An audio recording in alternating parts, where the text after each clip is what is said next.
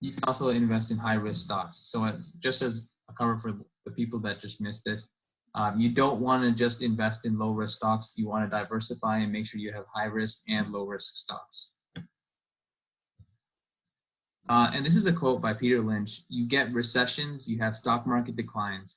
If you don't understand that's going to happen, then you're not ready and you won't do well in the markets." And so this quote pretty much explains the risk. That risk is a byproduct of carelessness and not knowing enough prior to an investment. So the definition, what does it really mean? It means the probability that you will not achieve the return you expected from a stock. So it's like the odds that a given investment will fail to achieve your expected return, your expected goal for it. And this is an extremely important metric or something to keep in mind when making that decision of whether you want to buy or sell that stock. So in conclusion, it's basically the probability that you will not achieve the return that you expect from the stock. So as we were about to see here, high-risk stocks include stocks that have a high probability of crashing or underperforming. These stocks are often penny stocks or stocks in energy, biotech, or for example, Tesla is a medium risk stock that you will see. So basically those newer emerging sectors that we haven't heard much of. And when we say they're crashing or underperforming, that's because their volatility. So their price just jumps up and down. That's what we mean. On the other hand, low risk stocks have a low likelihood of crashing and underperforming, and they're composed of blue chip stocks, well-established corporations with long history of dependable earnings and increasing value in the stock market, and companies with solid long-term performances. So when you invest in a low-risk stock, you may just invest it maybe in 2008, you invested at the bottom of the financial crisis, and now in 2020, you didn't do much with your money, but since you let it stay with the company that's maybe a blue chip company like Disney or Walmart, the value of your ownership has grown over time, and you can reap the rewards now. So Aarian will take us through the case study, which we'll be going through today. So when y'all see these stocks, like, what would you think would be the best investment? For those that don't know, AbbVie is a relatively new company working on drugs to fight various forms of cancer. So taking the information from what Nathan said in the previous slide, can y'all make predictions in your mind about what would be the best stock to invest in? So on to the next slide, you can see that, well, since Tesla, it would be a medium risk stock to invest in because although it's an established company, its spending outweighs revenue. So it's still relatively volatile. And with AbbVie, since that's a really new company and there's not much to, it's not as an established company, it's very volatile, and which makes it high risk. You know, you could lose a lot, you can gain a lot. It just depends on how the market's feeling. And finally, with Apple, you're not going to earn a lot with this, but because of their high market cap and established company, they will for sure be safe to invest in and long-term passive income. So with the risk management, in the financial world, this is the process of like identifying and analyzing and just seeing like when you should invest and when you shouldn't. Like, it's basically using common sense with a little bit of research. If you see that a stock is about to decline, then you have to take the precaution to ensure that to either pull out or invest immediately. I remember last year or junior year, I think maybe it was sophomore, I don't remember, but there was a drone strike on Iran's or Saudi Arabia's oil camps or the rigs, right? And I knew that because of that, there would be a shortage on oil. So the previous night, I invested in the oil companies, like on investor, right? And in the morning after, they shot up 10% immediately. You know, so you just gotta do your research, keep up on world news, and just be careful, because like especially with oil and just commodities, a lot can happen, especially involving world events. Hey, side note too on that specific event that happened.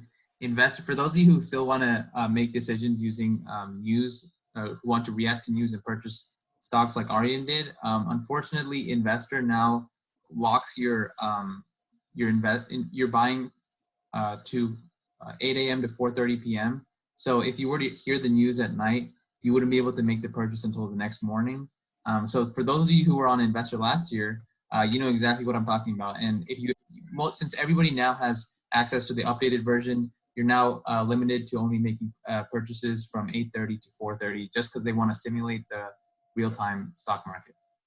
You can still take advantage of it, but you just have to time everything out. Yeah, exactly.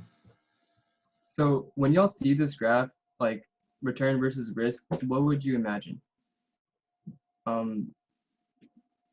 Like with the higher risk, do you think you'd get a higher return, or just think to yourself for a little bit?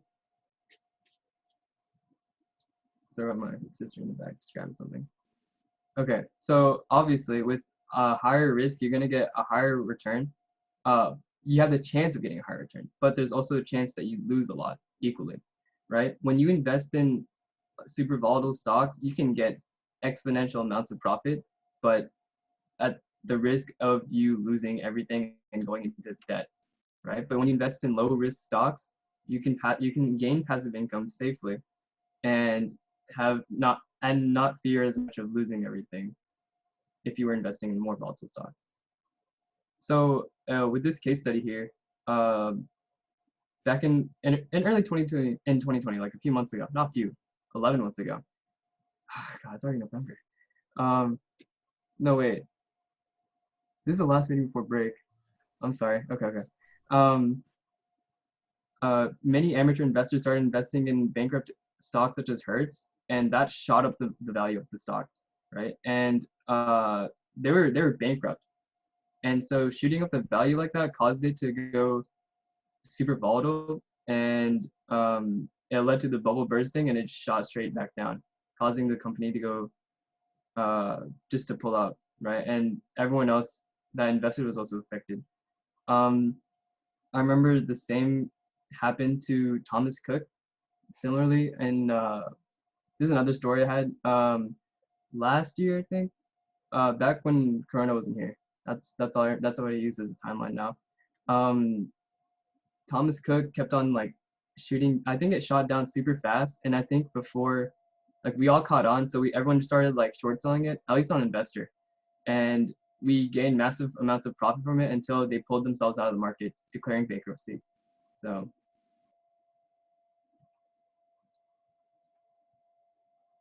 And our investor of the week again is Tejas Comtom with a capital of 1.37 million and a almost 15% increase. Got anything to say, Tejas? I'm gonna be honest, I haven't been on this app for a while. I guess it's just making the right decisions and holding on to it. Like, don't get overwhelmed, or don't let emotions drive your decisions, especially when you see like a drop after you see an increase. Don't just sell out, and don't get like, too suspicious. See what Tejas is doing is that he's investing in low risk stocks to get that passive income. All right, and as always, if y'all want to become an outreach associate and work with the higher ups in the club, be sure to apply. All right, and before y'all jump out, of course, this is our social media, cashclub.coppel on Instagram, and y'all know how to get in touch with us under mine. And the big announcement for today, we're so excited to announce that we are now working with the Coppel AI Club with a few people from there, including Tejas. So we're glad to have them on board. We're working to create, I'll have Tejas speak on this, but for those of you in Cash Club Coppel, you have an opportunity to help out with this. And I promise y'all, this is going to be a great experience where we develop a program that's going to help us to look at just what we did. What we talked about risk. We're going to have a computer learn to look at risk and help us to forecast the future of these stocks. So for that, we will need some involvement and help from the Cash Club Coppel group. And especially another great incentive is that since you're working on developing a program like this is really good to put on your resumes, especially since COVID is happening. There's not a lot of stuff going on. So this would be a perfect opportunity for y'all who want to participate. Stay on this call and I'll have Tejas take over in a few seconds. But if there's no other questions, those of y'all who are not interested in this, you can leave. But everybody who's interested in looking at this interesting partnership, as we talk about AI and the fintech industry, you're welcome to stay. Hey, you want me to screen share? Yeah, if you could open up Yahoo Finance too, that'd be cool. So I guess while Nathan's doing that, we can kind of introduce some of the AI Club officers if they're in here, starting with the presidents.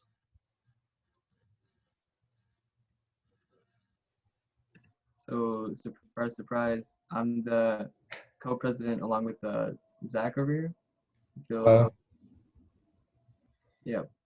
Yeah, and so I'm a lecturer for AI Club along with Hari. Hari, if you want to say hi. Hello.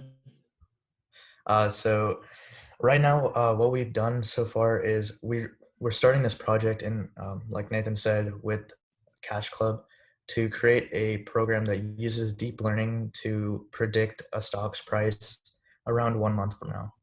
So but the issue is for that to work and to get a high enough accuracy for it to be viable, we need to have data, and that is something that we don't have right now. So we thought it would be a good idea to seek out help from a club that actually focuses and goes into the statisticals and the fundamentals of stocks. So here, Nathan opened up the Sheets file, and as you can see, we just started out. And I realized that there's a ton of columns, and we're asking for your help to add around like 2 to 5 stocks all the way through, just to help us get a better idea. And if you want to access this, just go to tinyurl.com/AI stocks. And Do you want to put that link in the chat and just have them make another? yeah, I actually can't access the everyone chat. Oh, really? Yeah. What was the link again? tinyurl.com/AI stocks. So this? So that? Yeah. Awesome. I don't know if it's case sensitive though. It might still work. Just let me know if It works. It works. All right. So the way that we're doing this and collecting the information is we're using Yahoo Finance and solely Yahoo Finance to make sure that our data is consistent. So if those of you want to help out, and you have to realize the more people that help out and the more data that we have, the more accurate we can get this. And our end goal is to provide this for the within our organization and the organizations that have helped us. So that means Cash Club will have access to this algorithm when it's completed. We're planning to have this done by the start of the second semester, but we'll see how it goes. And this is a pretty I guess long-term project considering that stocks are volatile, so we have to keep track of the price changes. So if y'all go in there, you'll see some of the columns. The main one is sector. Sector is not actually one that we're going to be using to predict. It's just so that we make sure that we have a varied set of data. And as you can see, there's like a ton of columns. I think there's 26 columns, but only 24 of them are actual values. And if you go through Yahoo Finance, you'll see that the columns are organized so that you can go page by page. So on the first page, you can get like probably the first 7 columns. And then you go to statistics and then profile. And then those are the only 3 pages that you need to get this information in. So I hope y'all will consider helping us out. And anyone that's like really looking into this or really interested, be sure to reach out. Just contact Aarian if you're in Cash Club to reach out to us, and then we'll just convey the message over. And maybe y'all will be interested in joining AI Club to help out with this project. Well, that's all I got. If anybody else wants to add.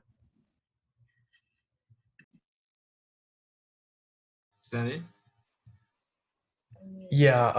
Also, this information, we're hoping to have people collect data through Thanksgiving break and maybe like 1 or 2 weeks after Thanksgiving break, just because we need so much data for this to be viable. So it would we'd really appreciate your help, and that's a major and making this data file is the major collaborative point with Cash Club. The coding stuff, AI Club will take care of that as our own project. And if you guys are interested in AI Club, you can talk to Aarian, and He can give you the code and everything.